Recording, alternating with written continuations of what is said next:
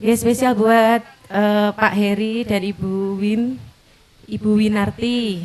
Juga spesial buat mempelai yang berbahagia, Mas Tegar dan Mbak Sera. Semoga menjadi keluarga sakinah mawaddah warahmah. Amin.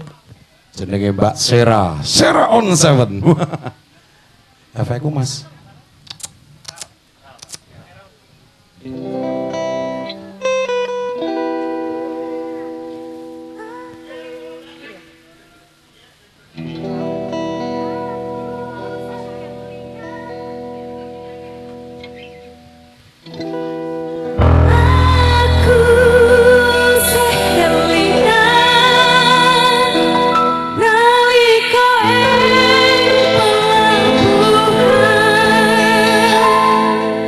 Kowe jangan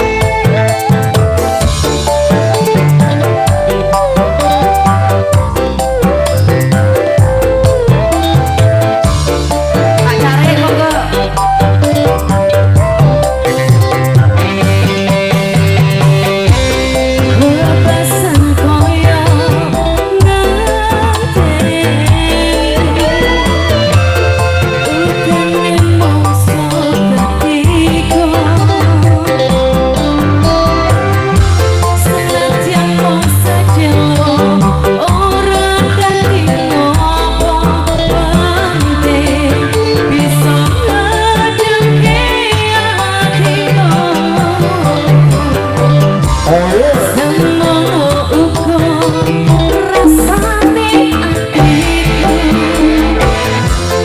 mung tansah nunggu kamu ra kroso setahun kowe ninggal aku kangen atiku.